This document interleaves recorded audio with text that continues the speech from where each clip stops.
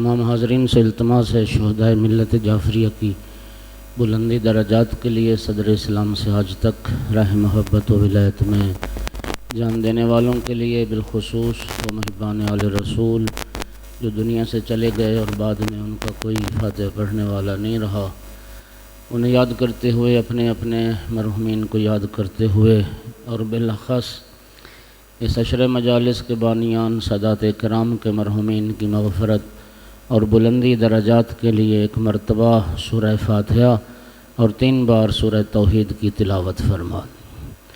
اعوذ باللہ من الشیطان الرجیم، بسم اللہ الرحمن الرحیم، الحمدللہ رب العالمین الرحمن الرحیم مالک یوم الدین، ایاک نعبد و ایاک نستعین، اہدنا الصراط المستقیم صراط الذین انعمت علیہم غیر المغضوب علیہم ولا الضالین۔ بسم اللہ الرحمن الرحیم، قل هو اللہ احد اللہ الصمد لم یلد ولم یولد ولم یکن له کفوا احد۔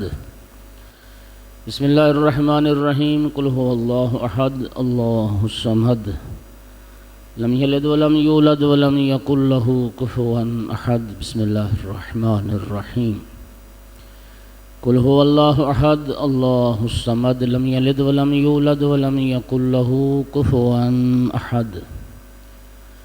اللہم اغفر للمؤمنین والمؤمنات والمسلمین والمسلمات الاحیاء منہم والاموات، اللہم تابع بیننا وبینہم بالخیرات انکا مجیب الدعوات انکا علی کل شیء قدیر۔ کریم پروردگار بحق محمد و آل محمد علیہ السلام، شہیدان کربلا اسیران کربلا کا واسطہ، بانیان عشرہ مجالس سادات کرام کی توفیقات خیر میں اضافہ فرما، ہمارے ان مہربانوں کے حوائج شریعہ پورے فرما، ان کے مرحومین کو شفاعت اہل بیت نصیب فرما۔ پروردگار عالم جتنے عزادار تشریف فرمائیں تشریف لانے والے ہیں، مالک سب کی حاجات کو پورا فرما۔ جتنے مومنین مومنات بیمار ہیں میرا اللہ انہیں شفاء کاملہ عطا فرما، جو مومنین تنگ دست ہیں انہیں وسیع حلال رزق نصیب فرما، بالخصوص جو ملت کے جوان بے روزگار ہیں، کاروبار نوکری نہیں باعزت روزگار عطا فرما، جو مومنین بے اولاد ہیں کریم اللہ نے ایک اولاد عطا فرما، جو بے گناہ قید ہیں انہیں رہائی عطا فرما، کریم اللہ جب تک زندگی ہے بار بار معرفت کے ساتھ والی کربلا کی زیارت نصیب فرما، مر جائیں تو شفاعت نصیب فرما، کریم اللہ ہمیں اور قیامت تک آنے والی ہماری نسلوں کو مولا حسین علیہ السلام کا بہترین عزادار بنا، ہمیں اور ہماری نسلوں کو مولا علی علیہ السلام کا بہترین شیعہ بنا۔ اے پاک پروردگار قیامت کے دن مولا حسین علیہ السلام کے نوکروں میں سے ہمیں محشور فرما، مظلوم کربلا کا غم عطا فرما، کریم مالک خالق علماء علام مراجع اسلام کی زندگی دراز فرما، خادمان مذہب ملت کی توفیقات خیر میں اضافہ فرما۔ پروردگارہ تمام ملتمسین دعا کی دعاؤں کو مستجاب فرما، وارث اعزا یوسف زہرا امام صاحب العصر علیہ السلام کے ظہور میں تعجیل فرما، حضرت حجت کے حامیان و ناصران نوکران و منتظران سے ہمارا شمار فرما۔ ربنا تقبل منا انک انت السمیع العلیم وتب علینا فانک انت التواب الرحیم بجاہ محمد و آلہ الطاہرین۔ قبولیت دعا کے لیے بلند صلوات۔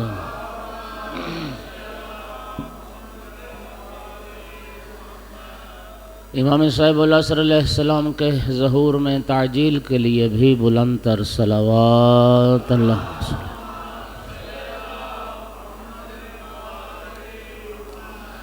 اعوذ باللہ من الشیطان اللعین الرجیم، بسم اللہ الرحمن الرحیم، الحمدللہ رب العالمین والعاقبۃ للمتقین والجنة للمؤمنین والنار للمنافقین،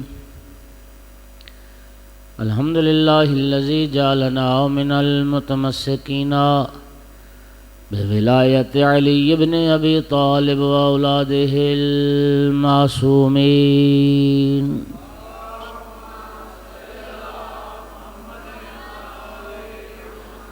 الحمد لله الذي جعلنا من الباقين على سيد الشهداء وأولاده وأصحابه المظلومين.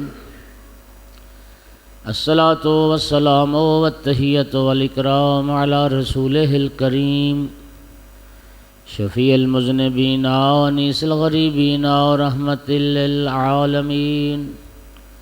أعني العبد المؤيد الرسول المسدد المحمود الأحمد المصطفى الأمجد أبا القاسم محمد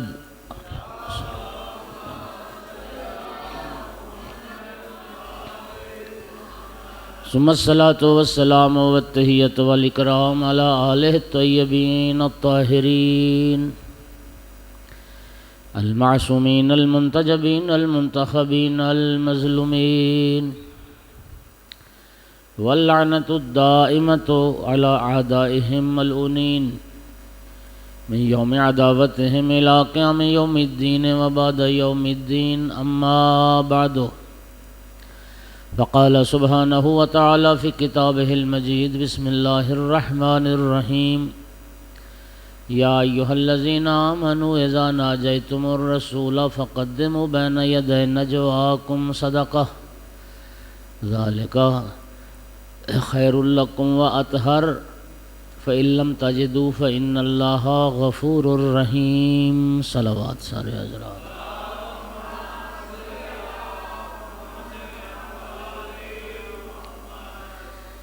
مومنین کرام، یہ سورہ مبارکہ مجادلہ کی 12 نمبر آیت ہے. یہ آیت نجوہ کے نام سے شہرت رکھتی ہے. مومنین، ممکن ہے کہ پورے قرآن پر عمل کرنے والا کوئی مل جائے. شیخ الرئیس بو علی سینا ایک بہت بڑا نام ہے. ان کا ایک بڑا معروف مقولہ ہے. شیخ الرئیس بو علی سینا فرماتے تھے کہ کل ما قرأ سمعک من الغرائب فذرہ فی بقعۃ الامکان. وہ کہتے تھے کوئی بھی تم عجیب و غریب بات جب سنو تو اس کا انکار نہ کرو، اس کو امکان کے خانے میں رکھ دو. امکان کے خانے میں انکار تب کرو جب تمہارے پاس کوئی مضبوط دلیل ہو. صرف کوئی عجیب بات سن کے اس کا انکار نہ کرو. آپ سارے احباب تائید کریں گے، آج جتنی سائنسی مادی ترقی ہو گئی ہے، 100 سال پہلے والا انسان یہ ساری چیزیں اگر اس کے سامنے بیان ہوتی تو وہ کہتا یہ نہیں ہو سکتا. ایسے ہی ہے نا. ہم امام زمانہ کے جو ظہور کی علامات ہیں جب وہ پڑھتے تھے تو ان میں ایک علامت یہ بھی تھی کہ مشرق میں بیٹھا ہوا شخص مغرب میں بیٹھے ہوئے شخص کو سامنے دیکھ بھی رہا ہوگا اور اس سے باتیں بھی کر رہا ہوگا. جب تک یہ انٹرنیٹ نہیں تھا اس وقت تک یہ بات سمجھ میں نہیں آتی تھی کہ یار یہ کیسے ہو سکتا ہے، کہاں مشرق کہاں مغرب، اور وہ شخص بیٹھا ہے اور اس کو دیکھ بھی رہا ہے اور اس سے باتیں بھی کر رہا ہے. آج بتاؤ یہ ہو گیا یا نہیں؟ ہاں، عزیز و اقارب امریکہ میں، یورپ میں جہاں بیٹھے ہیں اور یہاں بات بھی ہو رہی ہے اور لائیو، اب تو لائیو مجلسیں چل رہی ہیں. ہاں جی، یہاں کی چھینڈ کی مجلس اگر نیٹ پر آ رہی ہو تو دنیا ساری دیکھ سکتی. بو علی سینا بھی یہی کہتا ہے کہ انکار نہ کرو، امکان کے خانے میں رکھ دو. جو چیز آج تمہیں ناممکن لگ رہی ہے وہ کل ممکن ہو جائے گی. اچھا، میں ایک اور بات بھی عرض کروں. یہ دنیا جتنی ترقی کر گئی ہے، ماضی کے گزرے ہوئے بادشاہ، سلاطین، قیصر و کسریٰ، یہ چیزیں ان کو بھی میسر نہیں تھیں جو آج عام لوگوں کی دسترس میں. وہ کہتے تھے جی فلاں بادشاہ کے فلاں بادشاہ کے پاس سراہی ہوتی تھی اور اس میں پانی ٹھنڈا رہتا تھا، اور آج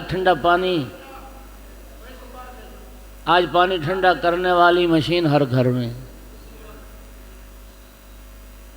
یہ پنکھے جن کے نیچے بیٹھے ہیں یہ بادشاہوں کے پاس نہیں تھے۔ یہ وجہ وہ پرانے جو تصویریں بادشاہوں کی آتی تھیں، دو کنیزیں یا غلام وہ انہیں پنکھے سے ہوا دے رہے ہوتے تھے، یہ چیزیں ان کے پاس نہیں تھیں۔ یہ جیسی سواریاں آج لوگوں کے پاس ہیں بادشاہوں کے پاس تھیں نہیں تھیں۔ مومنین کرام، امکان کائنات پڑی ہے، قیامت تک کا زمانہ پڑا ہے۔ میں کہتا ہوں، پھر جملہ دہراتا ہوں کہ ممکن ہے، ممکن آج اگر نہیں قیامت تک کا زمانہ پڑا ہے، ممکن ہے کوئی ایسا مومن کامل پیدا ہو جائے جو پورے قرآن پر عمل کرے، لیکن یاد رکھنا قیامت تک کے لیے آیت نجوہ پکار پکار کے کہے گی کہ یہ واحد آیت ہے جس پر مولا علی کے سوا کسی نے عمل نہیں کی۔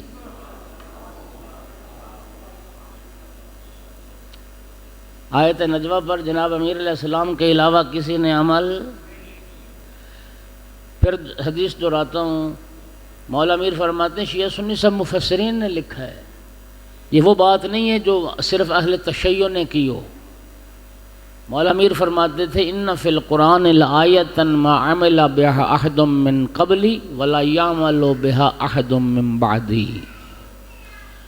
مولا فرماتے تھے قرآن پاک میں ایک آیت ایسی ہے جس آیت پر نہ مجھ سے پہلے کسی نے عمل کیا نہ کوئی میرے بعد کرے گا۔ اور میں نے عرض کیا کہ مولا علی علیہ السلام سے پہلے تو کسی نے عمل نہیں کیا اور نہ کوئی کر سکتا تھا، اس لیے کہ والسابقون السابقون کا سب سے پہلا مصداق امیر المؤمنین علی ابن ابی طالب علیہ السلام۔ حدیث ہے، سابقون کون ہے؟ یا علی آپ اور آپ کے شیعہ سابقون۔ اور صرف آیت نجوہ کی بات نہیں ہے، کوئی حکم خدا و رسول ایسا نہیں ہے جس پر مولا علی علیہ السلام نے سب سے پہلے عمل نہ کیا۔ اور پھر مولا امیر علیہ السلام کا جو وصیت نامہ ہے نہج البلاغہ میں، اس میں جناب کی ایک وصیت سناتا ہوں آپ کو، ایک صلوات آقا کی ذات پہ سارے حضرات۔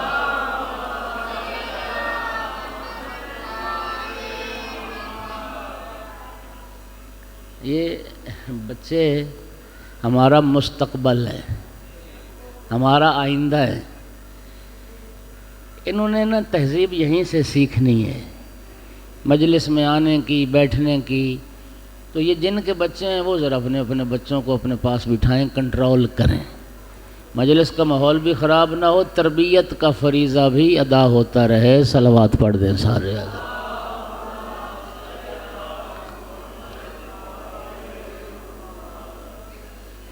پھر بھی صلوات پڑھو سارے حضرات۔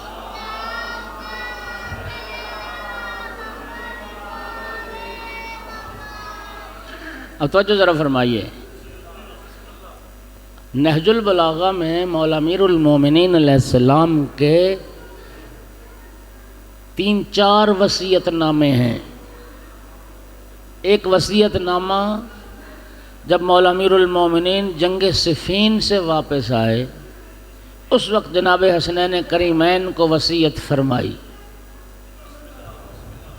ایک وصیت نامہ اس موقع کا ہے۔ اور ایک وصیت نامہ، ایک صلوات پڑھو ذرا سارے حضرات۔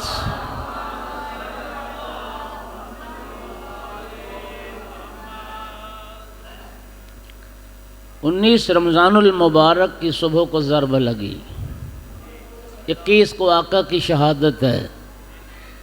ضرب لگنے کے بعد ایک وصیت نامہ ہے امیر المومنین علیہ السلام کا، جو بستر شہادت پر مولا نے وصیتیں کی۔ اور وہ جو وصیت نامہ ہے وہ صرف اولاد کے لیے یا عزیز و اقارب کے لیے نہیں، بلکہ لفظ ہیں اے میری اولاد، اپنے عزیز و اقارب کو جمع کر کے فرمایا میری اولاد میں تمہیں بھی وصیت کر رہا ہوں، اور قیامت تک میرے جس شیعہ اور جس مومن تک میرا وصیت نامہ پہنچے، ہر مومن کو میری وصیت، یعنی حضرت امیر المومنین علیہ السلام نے اپنے ہر شیعہ کو وہ وصیتیں کی ہیں۔ اب شیعہ ہونے کے ناطے سے ہمارا حق بنتا ہے نا کہ مولا امیر علیہ السلام کا وہ وصیت نامہ پڑھیں تو صحیح کہ مولا نے دنیا سے جانے سے پہلے ہمیں کیا وصیتیں فرمائی تھی۔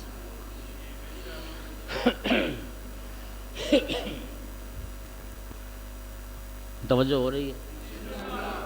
میں بعض گھروں میں جاتا ہوں نا جی، تو وہ کوئی پرانی کسی نے بندوق وہ رکھی ہوئی ہے فریم کروا کے، کسی کے گھر وہ کوئی پرانا اسلحہ پڑا ہے، کوئی تلوار پڑی ہے، کوئی وہ پرانی چیز پڑی ہے، یہ میری پردادا کی تھی اور انگریزوں نے دی تھی، اور یہ جو ہے وہ تحفہ فلاں سے ملا تھا، یادگار۔ یار لوگ تو اپنے آباء و اجداد کی بندوقیں بھی سنبھال کے رکھتے ہیں، ہم نے نہج البلاغہ کو بھلا دیا، ہم مولا امیر المومنین کا وصیت نامہ ہی بھلا بیٹھے کہ ہمارے امام نے، ہمارے آقا نے، ہمارے ہادی برحق نے ہمارے لیے وصیتیں فرمائیں اور ہمیں پتہ ہی نہیں۔ تو نہج البلاغہ میں وصیت نامہ ہے، ضرور پڑھنا، یہ ہر مومن کا حق بنتا ہے کہ اپنے مولا کی وصیتوں کو پڑھے اور عمل کرنے کی کوشش کرے جو آقا نے ہمیں وصیتیں فرمائی۔ بات سمجھ آ گئی ہے؟ اچھا، اس میں ایک وصیت کا جملہ ذرا سنیے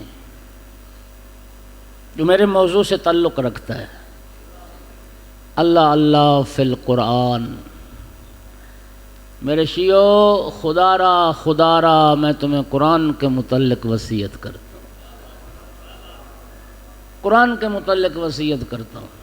اور وہ قرآن کے متعلق وصیت کیا ہے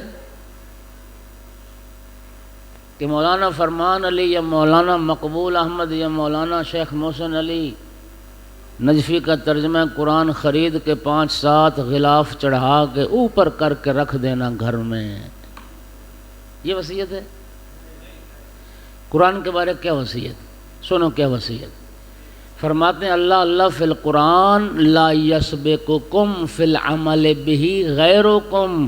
میرے شیعو خدا را میں تمہیں قرآن کے بارے وصیت کرتا ہوں، قرآن پر عمل کرنے میں تمہارا غیر تم سے سبقت نہ لے جائے،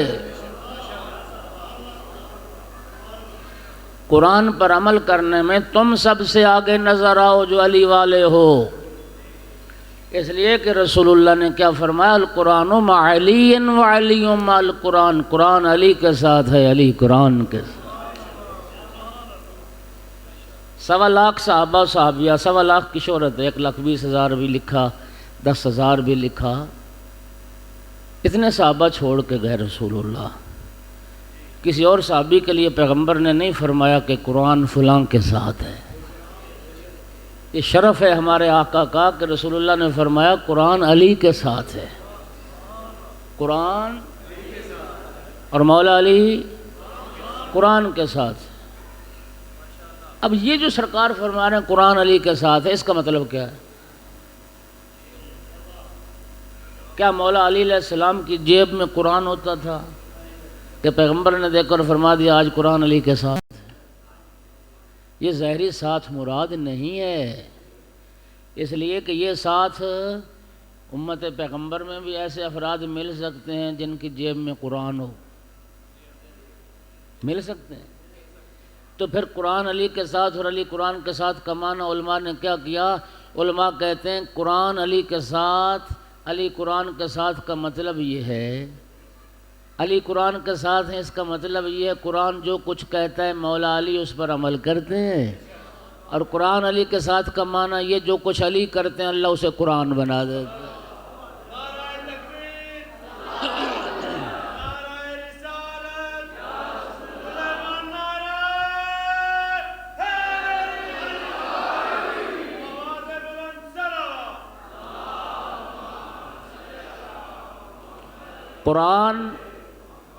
قرآن اور مولا علی علیہ السلام کا ساتھ اتنا گہرا ہے کہ پیغمبر فرماتے ہیں انہما لن یفترقا حتی یردا علی الحوض۔ سرکار نے فرمایا قرآن اور مولا علی کبھی بھی ایک دوسرے سے جدا نہیں ہوں، ہرگز ایک دوسرے سے جدا نہیں ہوں گے، نہ دنیا میں نہ۔ سرکار فرماتے ہیں قیامت کا دن ہوگا، میں حوض کوثر پر موجود ہوں گا، قرآن اور علی اکٹھے میں محمد سے آ ملیں گے۔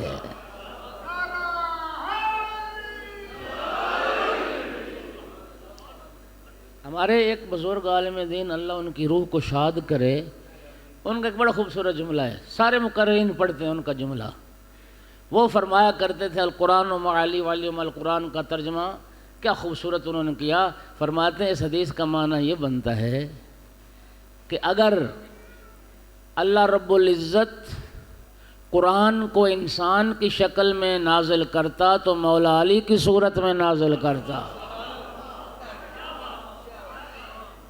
اگر قرآن انسانی شکل میں آتا تو مولا علی علیہ السلام کی شکل میں آتا، اور اگر مولا علی کسی کتاب کی شکل میں ہوتے تو قرآن کی شکل میں ہوتا۔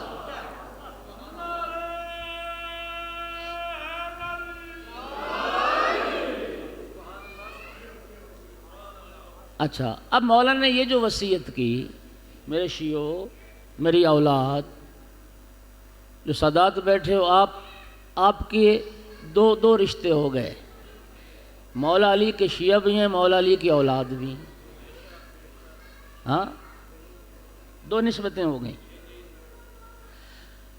سمجھ رہے ہیں جب مولا یہ فرما رہے ہیں کہ قرآن پر عمل کرنے میں تمہارا غیر سبقت نہ لے،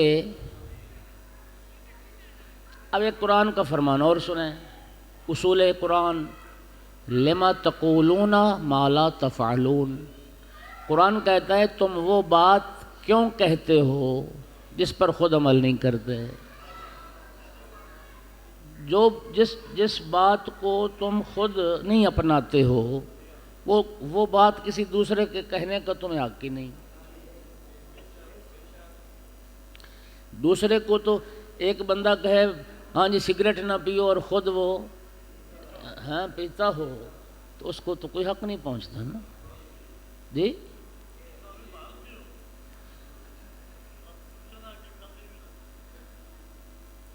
اس کو حق نہیں پہنچتا، یعنی آپ دیکھیے پیغمبر اور آل پیغمبر ان چیزوں کا کتنا اہتمام کرتے تھے۔ روایت ہے ایک عورت اپنا بچہ لے کے آئی رسول اللہ کے پاس، معروف ہے یا رسول اللہ میٹھا بڑا کھاتا ہے گوڑ بڑا کھاتا ہے، تو اس کو تو تھوڑا سمجھا دیں۔ نبی کریم نے فرمایا کل آنا۔ وہ دوسرے دن بچے کو لے کے آئی، نبی کریم نے بچے کو بٹھایا گود میں، سر پہ شفقت کا ہاتھ پیار کیا اور بڑے محبت سے سمجھایا کہ زیادہ گڑ کھانا میٹھا کھانا نقصان دہ ہوتا ہے، دانت بھی خراب ہوتے ہیں اور کچھ اور بھی ہو سکتا ہے۔ عورت بڑی حیران ہوئی، یا رسول اللہ میں کل آئی تھی، اتنی بات آپ نے کرنی تھی تو کل ہی کر دیتے۔ توجہ ہے، اتنی بات آپ کل بھی فرما سکتے تھے، آج آنے کا کیوں کہا؟ فرمایا کل میں نے خود گڑ کھایا تھا۔ تو جس نے خود گڑ کھایا ہے وہ کسی کو کیا کہے کہ گڑ نہ کھاؤ۔ اب مولا امیر علیہ السلام جو فرما رہے ہیں ہمیں اپنے شیعوں کو کہ قرآن پر عمل کرنے میں تم غیر سے سبقت حاصل کرو، غیر سبقت حاصل نہ کرے، تم قرآن پر عمل کرنے میں سبقت حاصل کرو۔ سامعین گرامی، اسی سے بات ثابت ہو گئی کہ مولا علی علیہ السلام خود بھی قرآن پر عمل کرنے میں ہر غیر سے سبقت حاصل کرتے تھے۔ ہر حکم قرآنی پر مولا علی علیہ السلام نے سب سے پہلے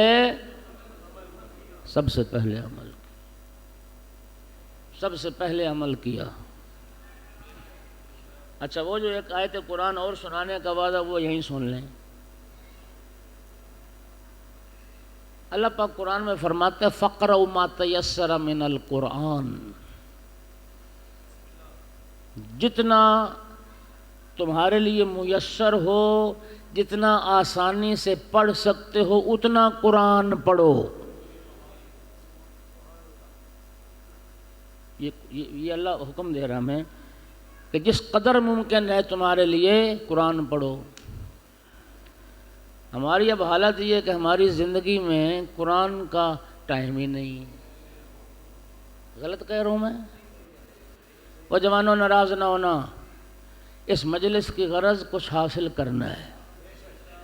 یہ مجلس ہماری اصلاح کے لیے، یہ مجلس امام حسین کے نام پہ اللہ نے مکتب عطا کیا ہے، اور مکتب میں انسان سیکھنے کے لیے جاتا ہے۔ ایک بات ذرا سنیے گا، ایک اہل علم نے بات کی تھی کہ جتنی مخلوقات ہیں، ہاں جی، پتہ نہیں لاکھوں کی تعداد میں مخلوقات ہیں، جتنی بھی مخلوقات ہیں، حیوانات کی دنیا میں چلے جاؤ، اور انہوں نے کہا تھا کہ انسان واحد مخلوق ہے کہ جس کا بچہ سب سے زیادہ ٹائم لیتا ہے سنبھلنے میں۔ باقی مخلوقات کے بچے اتنا وقت نہیں لیتے۔ دیہات کا علاقہ ہے، گائے بھینسیں جانور رکھے ہوں گے آپ نے، گائے بچہ دیتی ہے، وہ تھوڑی دیر کے بعد پاؤں پہ کھڑا بھی ہو جاتا ہے، ایسا ہے نا؟ انسان کے بچے کو پاؤں پہ کھڑا ہونے کے لیے بھی کئی مہینے چاہیے۔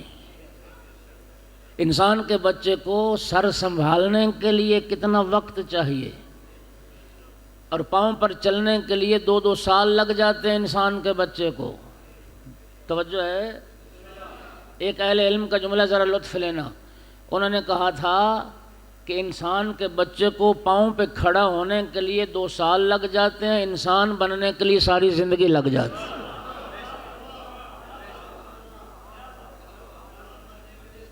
ساری زندگی لگ جاتی ہے۔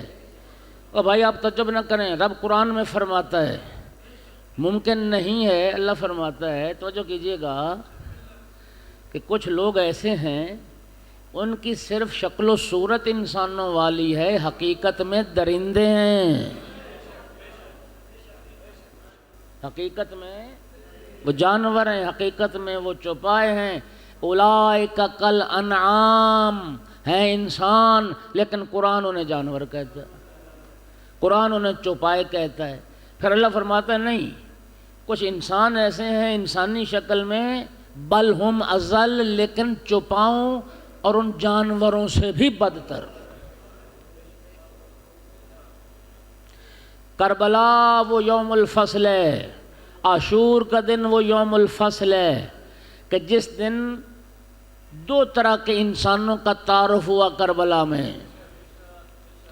ایک طرف 30,000 کا لشکر، ایک طرف 72 نفوس کی پاکیزہ مختصر جماعت۔ سامعین گرامی، ایک طرف وہ انسان جو انسانیت کی اس بلند ترین منزل پر فائز ہو گئے، جام شہادت نوش کر کے، کہ اس شہادت سے لے کے آج تک اور آج سے لے کے قیامت تک ہر شب جمعہ 1.25 لاکھ انبیاء کی ارواح کربلا میں انہیں سلام کرنے حاضر ہوتے ہیں۔ ایک طرف وہ مختصر سی جماعت ہے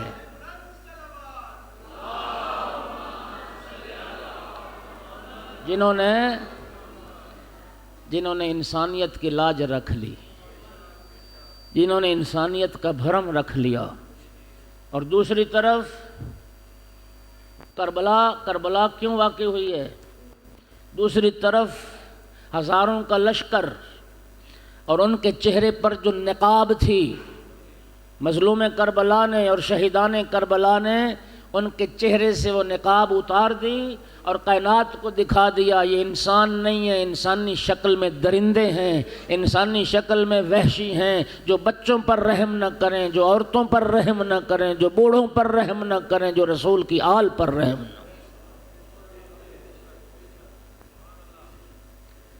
انسان کے بچے کو سب سے زیادہ وقت لگتا ہے سنبھلنے میں، اور ساری زندگی لگتی ہے پھر انسان بننے میں۔ تو یہ سیکھنے کا عمل ہے۔ یہ مجلس بھی مولا حسین علیہ السلام کے صدقے میں اللہ نے ہمیں مکتب عطا کیا ہے۔ میرا دعویٰ ہے جتنے بزرگ جوان بیٹھے ہو، میرا دعویٰ آپ کو تائید کرنا پڑے گی میرے دعوے کی۔ میں عرض کیا کرتا ہوں کہ قوم شیعہ کے پاس بچے ہیں، جوان ہیں، بوڑھے ہیں، جتنی بھی معلومات ہیں دین کے حوالے سے، مذہب کے حوالے سے، ائمہ کے حوالے سے، پیغمبر اور آل پیغمبر کی سیرت کے حوالے سے، تاریخ کے حوالے سے، عقیدے کے حوالے سے، فقہ کے حوالے سے، مقتل کے حوالے سے 90% سے زیادہ معلومات اسی مجلس امام حسین سے حاصل ہے۔ علم کے حصول کا سب سے بہترین مؤثر ترین ذریعہ مجلس امام حسین۔ اب ذرا آپ خود انصاف کرو، اگر ہمارے اہل منبر ذمہ دار ہو جائیں اور پڑھے لکھے لوگ منبر پر آئیں، ملت کا علم کہاں پہنچ جائے، ملت کی معلومات کہاں پہنچ جائیں۔ بات لمبی ہو گئی۔ مولا امیر المومنین نے فرمایا قرآن پر عمل کرنے میں تمہارا غیر تم سے سبقت حاصل نہ کرے۔ قرآن کی آیت پڑھی، اللہ کہتا ہے جتنا ممکن ہے قرآن پڑھو، جتنا آسانی سے پڑھ سکتے ہو پڑھو۔ یہ دکھ کی بات نہیں ہے کہ ہمارے پاس قرآن پڑھنے کا وقت ہی نہیں ہے۔ جوان بزرگ سارے اپنے ذہن پر زور دے کر میرے سوال کا جواب دو، سوچو ذرا، غور کرو، کتنا عرصہ ہو گیا قرآن کھولے ہوئے، کتنا عرصہ ہو گیا قرآن کی تلاوت کیے ہوئے، کتنا وقت گزر گیا تمہیں قرآن پڑھے ہوئے۔ جن شہیدان کربلا کی یاد منا رہے ہو، آپ شب عاشور کا جو نقشہ ارباب مقاتل نے لکھا ہے، اللہ جانتا ہے لفظ مقتل کا، لہم دوی کدوی النحل۔ عاشور کی شب خیام امام حسین علیہ السلام سے تلاوت قرآن کی اور مناجات الہی کی ایسے آوازیں آ رہی تھیں جیسے جب مکھیاں اڑتی ہیں نا، یہ شہد کی مکھیاں چھتے سے جب اڑتی ہیں تو بھن بھناہٹ کی آوازیں ہوتی ہیں، اس طرح خیام حسینی سے تلاوت قرآن کی آواز ہے۔ شیعو دکھ ہے، سارا جہان قرآن نہ پڑھے، ہمیں کیا تکلیف ہے، لیکن مولا علی کا شیعہ اور مولا حسین کا عزادار قرآن نہ پڑھے تو پھر تکلیف ہے۔ قرآن پڑھنا نہ تو پھر تکلیف ہے۔ ایمان سے بتائیں، جتنا ٹائم میں آپ سارے یہ موبائل کو دیتے ہیں، ہاں، اس کا 1000واں حصہ بھی کبھی ٹائم قرآن کو دیا نہیں۔ تو قرآن تو کہتا ہے، اللہ تو فرماتا ہے کہ جتنا میسر ہو، جس قدر ممکن ہو قرآن پڑھو، اور ہم نے تو کبھی نہیں پڑھا۔ یہ جو بارگاہ امام ہے، کل بھی میں نے کہا، یہ مقام قبولیت دعا ہے۔ ڈاکٹر قلب عابد صاحب نے نا ایک بڑا خوبصورت جملہ کہا تھا، انہوں نے کہا تھا ہماری مجلسیں صرف عبادت نہیں ہیں، عابد ساز ہیں۔ ہماری مجالس عابد ساز ہیں۔ گناہگار آ کے توبہ کرتے ہیں، گناہگار آ کے یہاں پہ توبہ کرتے ہیں۔ شرابیوں نے شراب سے توبہ کی یہاں پر آ کے، داڑھی منڈوانے والوں نے داڑھیاں رکھ لیں آ کے، جو نماز نہیں پڑھتے تھے وہ نمازی بن گئے مجلس میں آ کے، جو واجبات نہیں ادا کرتے تھے انہوں نے واجبات کی طرف توجہ کی مجلس میں آ کے۔ میں خود ذاتاً کتنے لوگوں کو جانتا ہوں جو بعد میں لوگ آ کے پھر بتاتے ہیں، ابھی حافظ آباد سے آپ کے قافلے میں، آپ کے ساتھ دوسرا جو قافلہ تھا اس میں گئے ہوئے تھے، آج وہ مجھے ملے، مجلس میں آئے تھے وہاں حافظ آباد پنڈی بھٹیاں، تو مجھے کہنے لگے شیراز صاحب میں آپ کی مجلس سن کے میں نے حج کرنے کا ارادہ کیا تھا، میرے حج کی طرف جانے کا سبب آپ بنے، آپ کی مجلس بنی۔ تو یہ ہماری مجالس جو ہیں یہ عابد ساز ہیں، عابد ساز۔ اللہ فرماتا ہے جتنا ممکن ہو کیا کرو، قرآن پڑھو. تو خدا کے لیے بہت زیادہ نہیں، 2 4 5 10 آیات تو بندہ پڑھ ہی سکتا ہے روٹین کے ساتھ. روزانہ آپ 10 آیات پڑھ لیں، 10 آیات ترجمے کے ساتھ پڑھتے جائیں، انشاءاللہ سال کے بعد کتنی آیات پڑھ چکے ہوں گے اور کتنی آیات کا ترجمہ آپ کے ذہن میں آ چکا ہوگا. صلوات پڑھو ذرا سارے حضرات بلند آواز.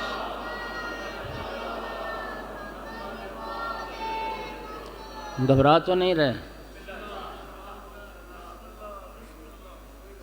نہیں انشاءاللہ وہ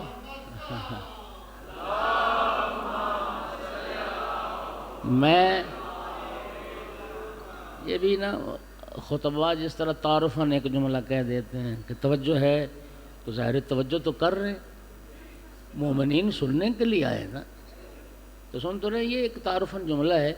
اور ویسے میرا البتہ اس بات پر عقیدہ ہے کہ آپ لوگ نا ناراض ہونے والی باتوں پہ بھی کبھی ناراض نہیں ہوتے.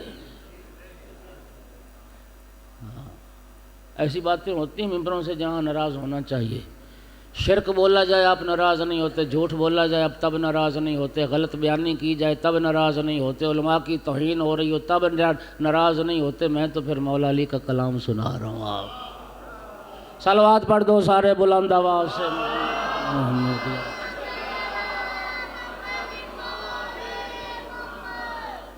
مولا میر فرماتے ہیں جب آیت نجوہ نازل ہوئی تو میرے پاس 1 دینار تھا. دینار سونے کے ہوتے تھے تو میں نے وہ دینار کے 10 درہم لے لیے. 10 درہم کی قیمت 1 دینار کے برابر ہوتی تھی. 10 دینار سونے کے ہوتے تھے، درہم چاندی کے ہوتے تھے. مولا میر فرماتے ہیں میں نے 10 درہم لے لیے. میں ہر روز کسی فقیر مسکین کو صدقہ دے کے جاتا تھا رسول اللہ کے محضر میں، اور پھر رسول اللہ کے ساتھ راز نیاز کرتا تھا. کوئی مزاحمت ایجاد کرنے والا ہوتا نہیں تھا، کوئی رکاوٹ بننے والا ہوتا نہیں تھا. تنہا رسول ہوتے تھے، رسول کا وصی ہوتا تھا.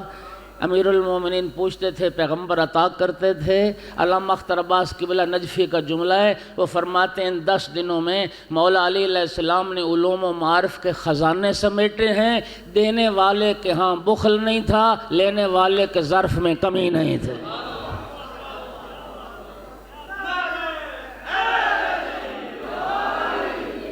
علم عطا کرنے والا بخیل نہیں تھا اور علم لینے والا کم ظرف نہیں تھا.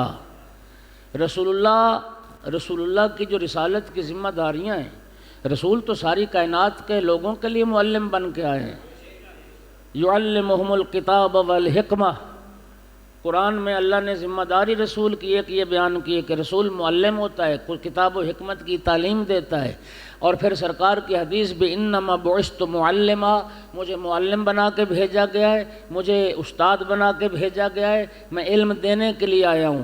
سامعین گرامی، ایک علم وہ ہے جو نبی کریم نے سب کو دیا ہے، لیکن خدا کی قسم یہ جو 10 دن تھے ماننا پڑے گا ہر مسلمان کو کہ ان 10 دنوں میں جو رسول نے مولا علی کو علم دیا وہ علم کسی اور صحابی کے پاس نہیں ہے. جو علم مولا علی کے پاس ہے وہ کسی اور صحابی کے پاس. ابن ابی الحدید معتزلی کا نام آپ نے بڑا سنا ہے. یہ اہل سنت عالم دین ہے، معتزلی عقیدہ کا مالک ہے. اس نے نہج البلاغہ کی شرح لکھی ہے، 20 جلدوں میں شرح لکھی ہے. شرح نہج البلاغہ میں ابن ابی الحدید معتزلی نے اس روایت کو ذکر کیا. عبداللہ ابن عباس، حضرت عبداللہ ابن عباس رسول اللہ کے چچا زاد بھائی ہیں، مولا علی کے چچا زاد بھائی.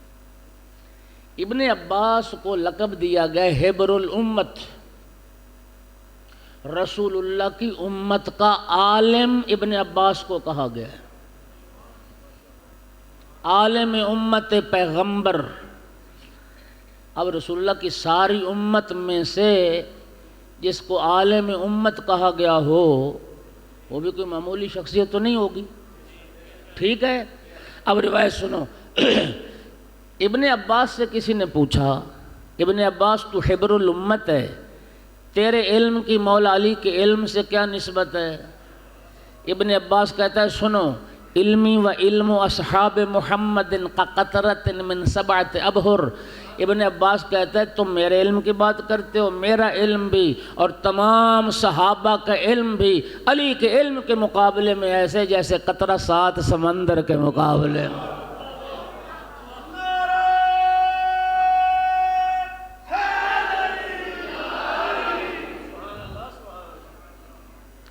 جو نسبت قطرے کو 7 سمندروں سے ہے، وہی نسبت تمام صحابہ کے علم کو مولا علی کے علم سے۔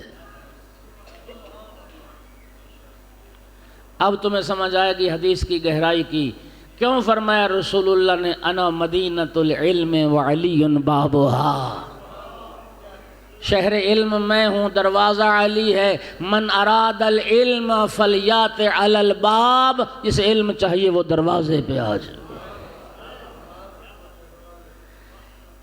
اس لیے کہ مولا علی کے پاس وہ اسرار ہیں، صاحب سر رسول اللہ۔ نبی پاک نے مولا علی کو وہ علم بھی دیا جو کسی اور کو نہیں دیا۔ شیعہ ہو خوش نصیب ہو، اپنے مقدر پہ نہ ناز کیا کرو۔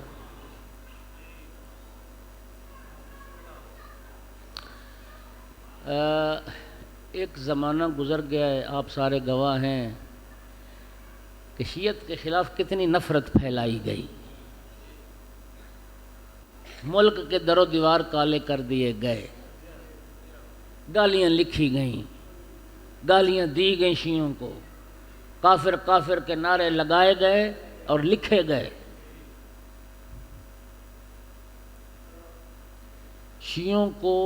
شیعوں سے دور کیا گیا مسلمانوں کو،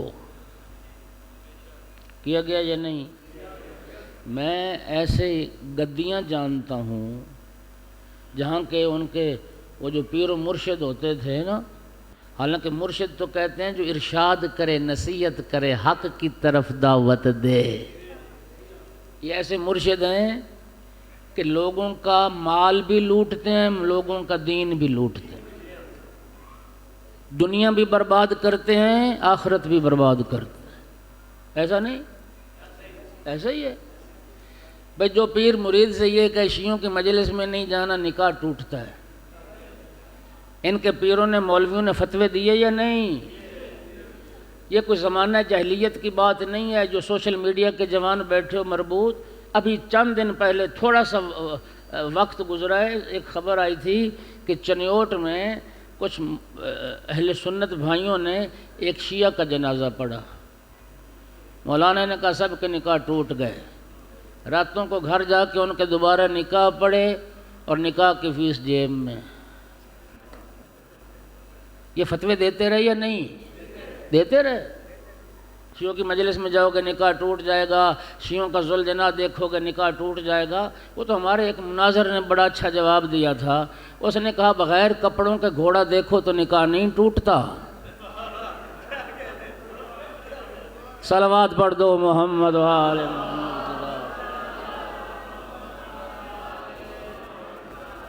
بھائی شیعوں کے ذوالجناح پہ تو کپڑے ہوتے ہیں، چادریں ہوتی ہیں۔ مقصد کیا تھا؟ سنو مقصد کیا، یہ کیوں دور کرتے ہیں؟ جو سوچ وہاں ہے نا، ادھر بھی یہ سوچ ہے، ناراض نہ ہوئیے گا۔ علماء کے پاس نہ بیٹھنا، علماء کی مجلس نہ سننا، تہمتیں لگا دیں، یہ دشمن ولایت ہیں، یہ دشمن اعضاء ہیں، یہ دشمن ہیں۔ یہ کیوں پروپیگنڈا علماء کے خلاف؟ راضی بیٹھے ہو، ناراض ہو جاؤ، بات حق کی کرنے لگا ہوں۔ خدا کی قسم اس کے پیچھے اس کے سوا کوئی اور بات نہیں۔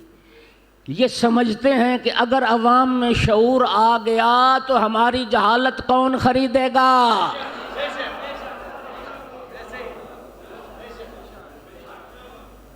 شیعو خدا کی قسم کسی قوم نے اتنا مہنگا علم نہیں خریدا جتنی مہنگی قوم جہالت خرید رہی۔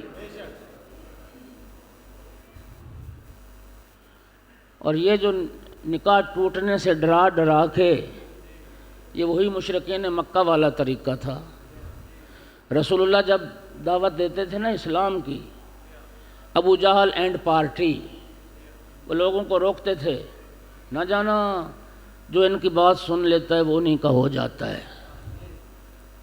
نہ جانا، رسول اللہ کی محفل میں مت بیٹھنا، رسول اللہ کی کچہری میں مت بیٹھنا۔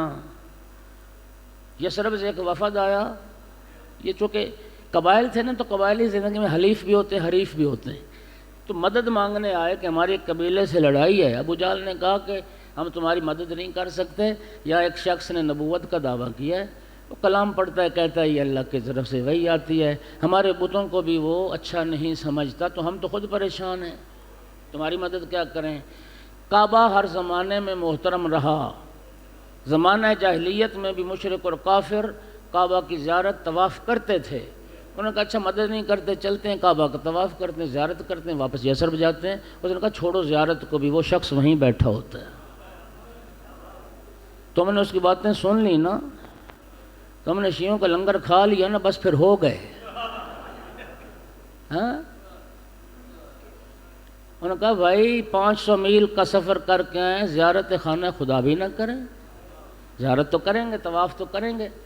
انہوں نے کہا پھر تمہارا علاج کر کے بھیجتے ہیں۔ کانوں میں روئی ٹھونسی، 7 افراد آئے تھے یثرب سے، کانوں میں روئی ٹھونسی کہ صرف زیارت طواف کرو، بات نہیں سننی اس کی۔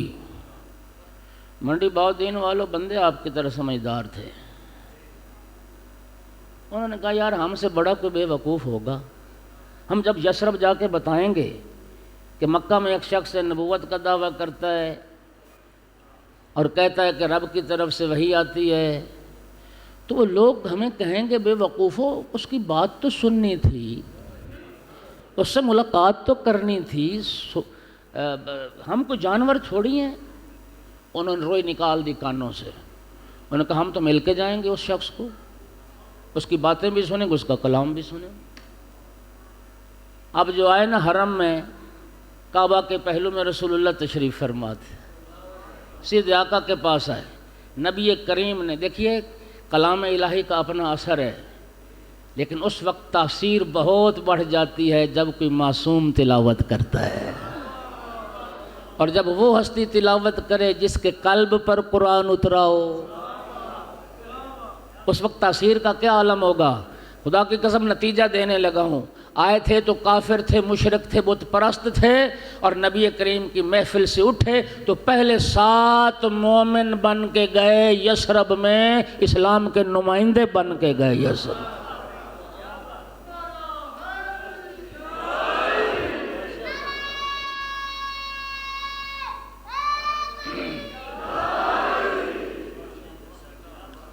اللہ آپ کو جزائے خیر عطا فرمائے۔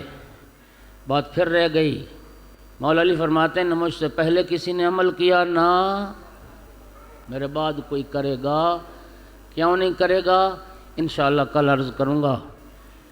28 رجب کو فرزند زہرا نے مدینہ چھوڑا، 3 شعبان مکہ پہنچے، 8 ذی الحج کو امام حسین نے مکہ چھوڑا، 2 محرم کربلا پہنچ۔ چلتے چلتے آقا کا گھوڑا رکا، امام مظلوم نے گھوڑا تبدیل کیا، گھوڑا نہیں چلا، تیسرا گھوڑا، چوتھا گھوڑا، 7 گھوڑے امام نے تبدیل کیے، لیکن گھوڑے نے قدم نہیں اٹھایا۔ امام نے فرمایا یہاں کے لوگوں سے اس زمین کا نام پوچھو۔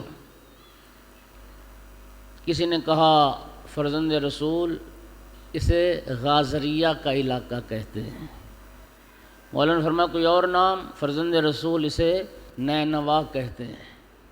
کوئی اور نام؟ فرزند رسول اسے شط فرات بھی کہتے ہیں۔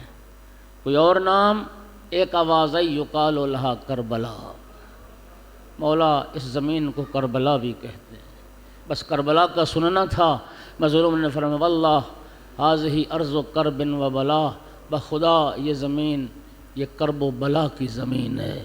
ہا ہونا مناخ و رقابنا، اسی زمین پر ہماری سواریاں اتریں گی، ومحط و رحالنا، اسی زمین پہ ہمارے خیمے لگیں گے، ہا ہونا تقتل و رجالنا، اسی زمین پہ ہمارے مرد مارے جائیں گے، تذبح و اطفالنا، اسی زمین پر ہمارے بچے ذبح ہو جائیں گے، تسبح نساؤنا، اسی زمین پر ہماری بیٹیاں ہماری بہنیں قیدی بنا لی جائیں گی، اور اسی زمین پر ہمارے خیام جلائے جائیں۔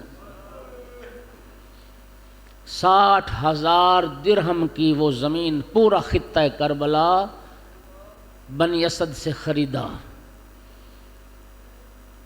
اور پھر زمین خرید کے انہی بنی اسد کے حوالے کر دی اور فرمایا بنی اسد ملکیت اب میری ہے لیکن تمہارے پاس رہے گی، تم کھیتی باڑی کرو، اس زمین سے نفع حاصل کرو، لیکن میری 3 شرطیں ہیں۔ آج 2 محرم ہے، 10 محرم کو ہم شہید ہو جائیں۔ جب یزیدی فوج یہاں سے چلی جائے ہماری لاشوں کو دفن کر دیں، بے گورو کفن لاشیں ہمارے لاشیں۔ میں نے روایت میں پڑھا بنی اسد کے مردوں کو الگ وصیت کی کہ ہمارے لاشیں دفنا دینا، پھر بنی اسد کی عورتوں کو بلایا، فرمایا تمہارے مرد اگر حکومت وقت کے خوف سے ہمیں دفن نہ کریں، تم فرات پر پانی بھرنے کے بہانے آنا، ہم غریبوں کی لاشیں دفن کر دیں۔ پھر امام نے بنی اسد کے بچوں کو بلایا، اگر تمہارے ماں باپ ہمیں دفن نہ کریں، تم کھیل کے بہانے آ جانا، ایک ایک مٹھی خاک ریت کی اٹھا کے ہماری لاشوں پہ ڈال دینا، تمہارا کھیل ہو جائے گا، ہماری لاشیں دفن ہو جائیں۔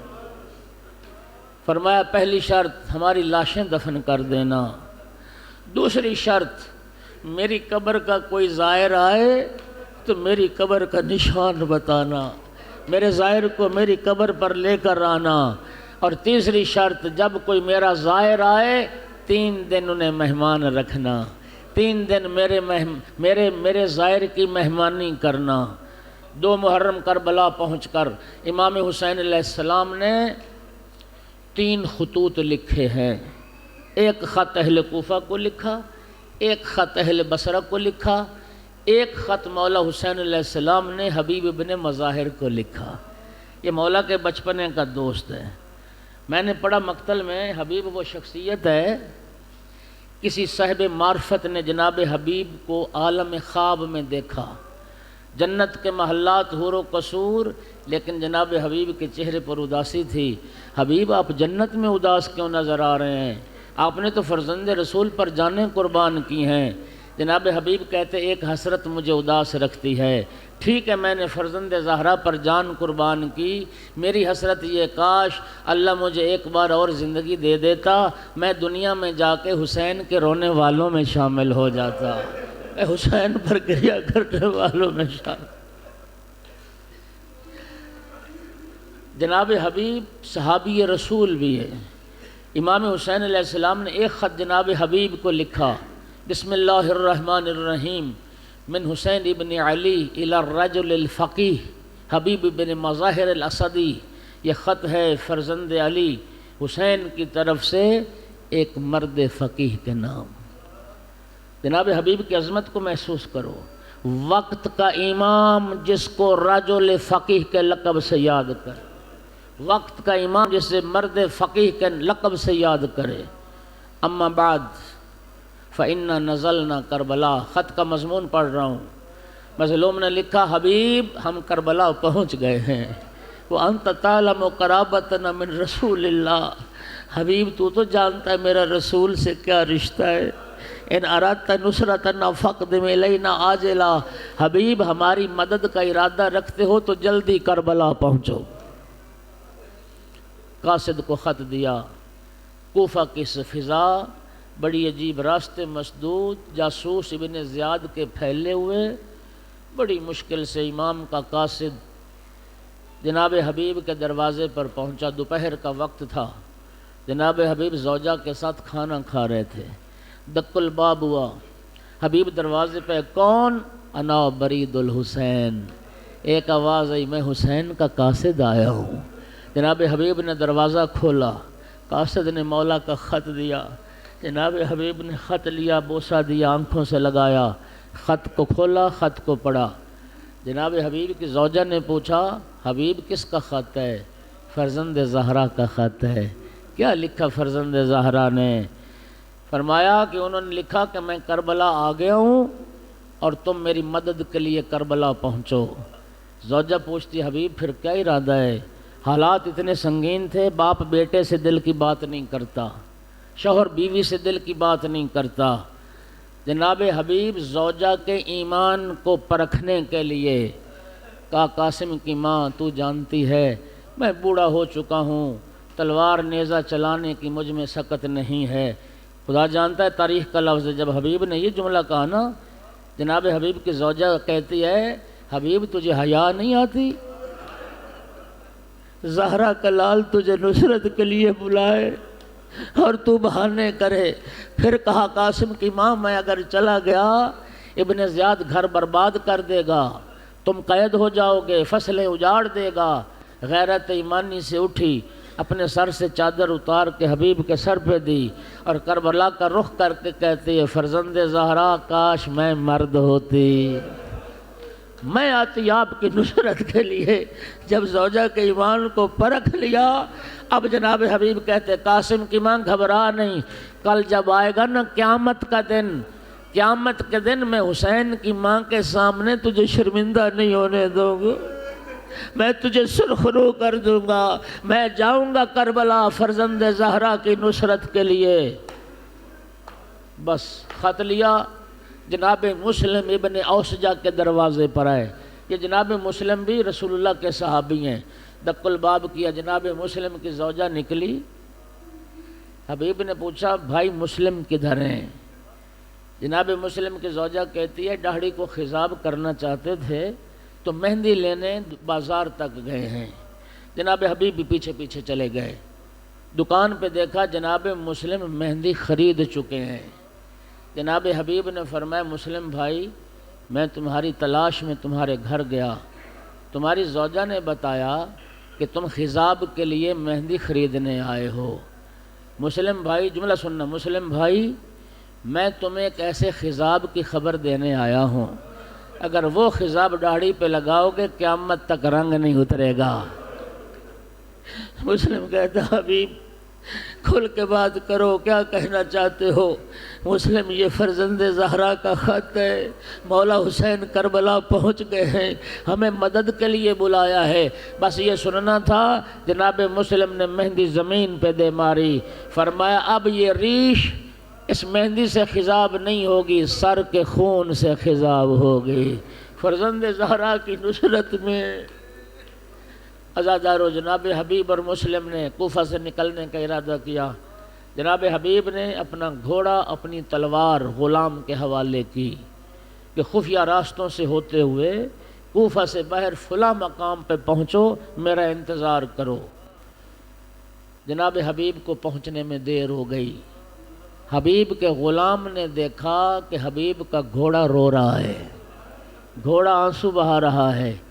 جب غلام نے گھوڑے کو روتے ہوئے دیکھا تو غلام گھوڑے سے کہتا ہے میرے آقا کا گھوڑا تو رو نہیں، اگر میرا آقا حبیب نہ آیا کسی وجہ سے میں تیری پشت پہ سوار ہو کے جاؤں گا کربلا، میں فرزند رسول کی نصرت کروں گا۔ جب غلام گھوڑے سے یہ بات کر رہا تھا نا، حبیب قریب پہنچ گئے تھے، حبیب کے کانوں نے یہ بات سن لی۔ حبیب تڑپ کے کہتے فرزند زہرا تو اتنا غریب ہو گیا، کنیز زادے تیری نصرت کے لیے بے چین نظر آتے ہیں، جانور تیری غربت پر آنسو بہا رہے۔ اجرکم علی اللہ۔ گھوڑے پہ سوار ہوئے تو غلام سے فرمایا غلام میں نے تجھے اللہ کی راہ میں آزاد کیا۔ سننا جملہ شیو، غلام ہاتھ باندھ کے عرض کرتا ہے آقا حبیب یہ کہاں کا انصاف ہے، اپنی خدمت کے لیے مجھے ساتھ رکھا اور جب رسول کے بیٹے کی خدمت کا وقت آیا مجھے خود سے جدا کر۔ حبیب مجھے بھی لے چلو کربلا، میں بھی اپنی جان فرزند رسول پر قربان کروں گا۔ غلام کو بھی ساتھ بٹھایا۔ 6 محرم کو جناب حبیب کربلا پہنچے۔ امام حسین کے ساتھیوں میں جب لشکر میں شامل ہوئے، امام حسین کے ساتھیوں نے جب حبیب کو دیکھا اللہ اکبر کے نعرے بلند کیے، مرحبا مرحبا کی آوازیں آئیں، ایک خوشی کی لہر دوڑ گئی، ایک جوش و ولولہ اصحاب حسینی میں پیدا ہو گیا، اور جب مرحبا اور تکبیر کی صدائیں یہ آوازیں نبی زادیوں کے خیموں تک پہنچیں۔ میری آقا زادی زینب نے جناب فضہ سے فرمایا اماں فضہ میں ابھی تک سن رہی تھی اتنے ہزار کا دستہ آ گیا، اتنے ہزار کا دستہ آ گیا، ابھی تک تو سارے میرے بھائی کے قاتل آ رہے تھے، یہ کون ہے میرے بھائی کے لشکر میں؟ یہ مبارکبادیاں کس کو دی جا رہی ہیں؟ یہ مرحبا کی آوازیں کیسی ہیں؟ یہ تکبیر کے نعرے کیسے ہیں؟ جناب فضہ نے آ کے پتہ کیا کہ حبیب آیا ہے، آقا زادی کو خبر دی، آقا زادی آپ کے بھائی کا دوست حبیب آ گیا ہے۔ عزادارو آخری جملہ کہہ رہا ہوں، جب سنا نا میری آقا زادی نے کہ حبیب آیا ہے، جناب فضہ سے فرمایا اما فضہ تو جا حبیب کے پاس اور جا کے کہ علی کی بیٹی سلام کہتی ہے۔ عزادارو جناب فضہ آئیں اور آ کے کہ حبیب علی کی بیٹی تجھے سلام کہتی ہے۔ عزادارو یہ سننا تھا، حبیب روتے روتے خاک کربلا پر بیٹھا، خاک اٹھا کے سر میں ڈالی، منہ پہ ماتم کر کے کہتا ہے اے امیر عرب کی شہزادی، آج تو اتنی غریب ہو گئی، غلاموں کو سلام بھیجوا۔